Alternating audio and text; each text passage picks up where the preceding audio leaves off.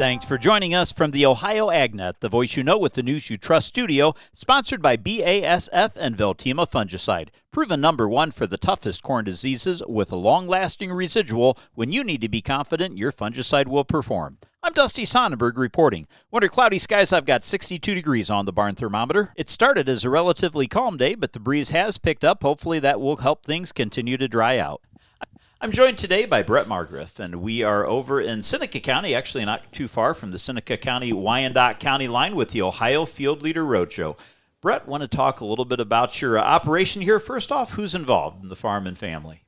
Well, the family farm is exactly that. So my dad is still involved at the age of 80, still helps quite a bit. We try to limit what we request and the things that we ask out of him. Obviously myself, my wife actually helps quite a bit with the animals, which is pretty good for a city girl that she grew up as. And then I've got 3 sons and a daughter. Now my daughter's pretty busy with a lot of other things. Right now she's not real involved, but I suspect maybe someday she might be. But Jace, Kale, and Chet are all actively involved in either the livestock or the grain portion of the farming. Well, let's talk about that, because you started as a cash grain operation, but really in this journey of regenerative agriculture, you've brought livestock back. Tell us a little bit about how that all transpired. Yeah, it's been quite the road traveled for us. So I think back to, I've been here on the farm for, I'm 55, so I've been here for quite a while, 45 years, and there's never been any animals on this farm that I can recall. But we've had some of these what we call marginal pastures, and we've always mowed them for years, year in and year out.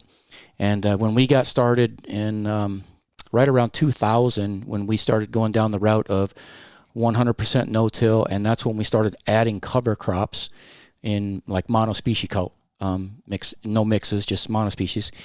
And then that expanded, and then as we kept seeing more and more results from it, we liked what was happening. We were not getting the erosion. We were seeing the color of the soil change all the time. We were seeing it take water in. We seemed like we could get on the fields sooner and sooner. And more importantly, we were getting good yields. And so with that, there was one more principle in the soil health world that we were looking at, and it was adding livestock.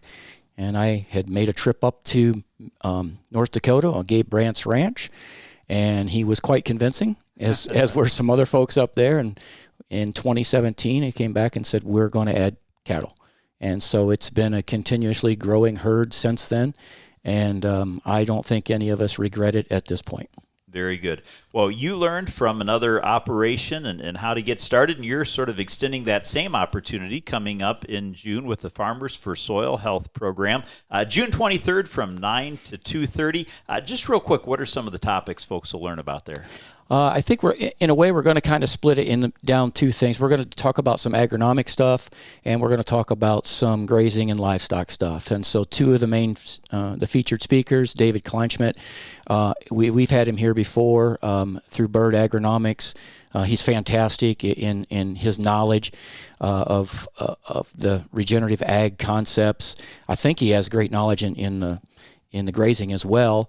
And then Pete Conkle is another one who coming up from Southeast Ohio, which is going to bring a lot of the knowledge of the grazing and the pastures, and especially the native warm season species, which is something we're interested in trying to add on the farm as well. So very good. And for folks to make reservations for that, they ask for those by June the 18th. So coming up here quickly, you can do that by calling the Seneca County Soil and Water Conservation Office at 419-447-7073, or you can go online at capofohio.org/meetings and put your reservation in there. Again, we're on the Ohio Field Leader Roadshow visiting with Brett Margriff.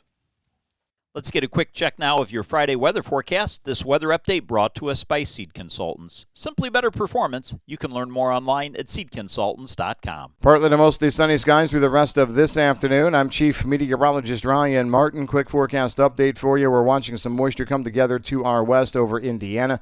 Hit and miss of scattered showers for tomorrow. I think some of those can track into Ohio.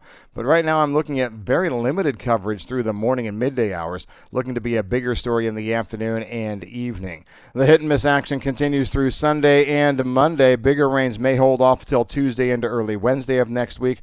I'm Ryan Martin. Thanks, Ryan. Let's take a look at what's impacting the grain markets. Today's market analysis is brought to you by the Louis Dreyfus Company. Excited to bring a brand new soybean crush facility to Upper Sandusky, Ohio. Learn more about marketing your soybeans with LDC at 574-566-2113. Soybean and soybean meal futures are extending their free fall with soybean oil a bit lower despite the early strength in crude oil. The inability to post a concrete purchase plan by China following that U.S.-China summit has traders bailing out. Let's get a look now at those market numbers from Chicago brought to us by Seed Consultants. Simply better performance online at seedconsultants.com. July corn is trading down 9 1/4 cents at $4.58 1/2. December new crop corn down 7 3/4 at $4.83 1/2. July soybeans are trading down 11 1/4 cents at $11.81 1/4, with November new crop beans down 10 3/4 at $11.72 3/4, and wheat for July is trading 20 1/4 cents lower at $6.37 3/4.